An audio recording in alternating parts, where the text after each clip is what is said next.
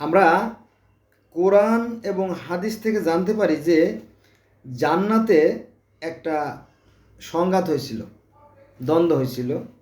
সেটা হচ্ছে আল্লাহর সাথে আজাজিল শয়তানের একটা তর্ক বিতর্ক হলো, এবং আল্লাহর সাথে আদমের একটা তর্ক বিতর্ক হলো। সেটা হচ্ছে যে আদমকে বলছিল তুমি নিষিদ্ধ গাছের ফল খেও না, কিন্তু আদম খেলো, হাওয়া খেলো, ফলে তারা স্বর্গ থেকে বহিষ্কৃত হয়ে গেল, অর্থাৎ বের হয়ে যেতে বাধ্য হলো। আবার আমরা অন্য তথ্য থেকে জানি যে এই আদম এসে হ্যাঁ, আদমের সাথে সাপের বা ময়ূরের একটা চালাকি চতুরতার একটা সংঘাত হয়, পরে তারা স্বর্গচ্যুত হয়। এরকম নানানমুখী একটা কথা আমরা জানতে পারি। তো এই একই কথা আছে সনাতন ধর্মেও, ঠিক আছে। সেখানে বিষয়টা এরকমটি যে তারা একটা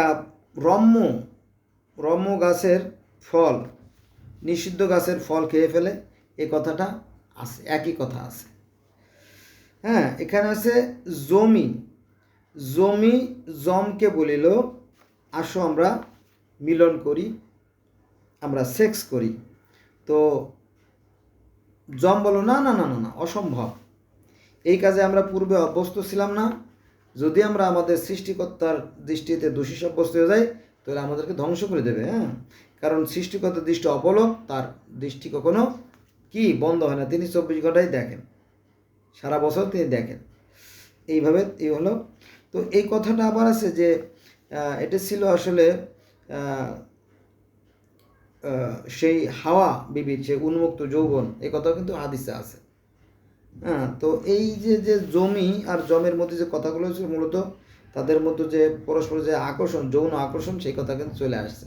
অর্থাৎ সনাতন ধর্মেও যা আছে, এখানে ইসলাম ধর্ম সেই একই কথা বলা আছে, বা ইহুদি খ্রিস্টান ধর্মেও একই কথা বলা আছে যে হ্যাঁ। তো এখানে ফলের কথা, অন্য ক্ষেত্রে ফলের কথা আসছে যে আদম হাওয়া ফল ভক্ষণ করছিল। তো এই ফলের কথাও আবার সনাতন ধর্মে আছে যে একটি জ্ঞানদায়ক বৃক্ষে দুটি সদাসৎ পাখি, একটা পাখি ফল ভক্ষণ করলো আর একটা শুধু অবলোকন করলো, এটা আছে বেদে।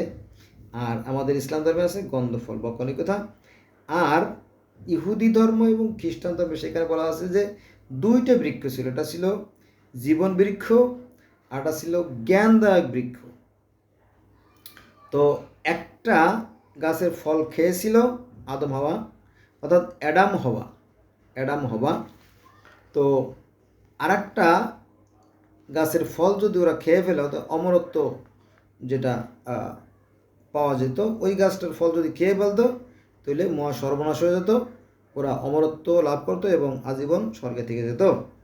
ফলে তাদেরকে দ্রুত সেখান থেকে বের করে দেওয়া হয়। এরকম কাহিনী আমরা জানতে পারি, বোঝা গেছে। তো এখানে সনাতন বা হিন্দু ধর্ম সেই বৃক্ষের কথা বলা আছে, তারপরে ইসলাম ধর্ম সেই বৃক্ষের কথা বলা আছে, এবং ইহুদি ধর্ম সেই বৃক্ষের কথা বলা আছে, এবং খ্রিস্টান ধর্ম সেই বৃক্ষের কথা বলা আছে। বোঝা গেছে বিষয়টা? এই তার মানে কি, আমরা জানি না, এটাই সবচেয়ে বড় সমস্যা, আর কোনো সমস্যা নেই। ধন্যবাদ সবাইকে।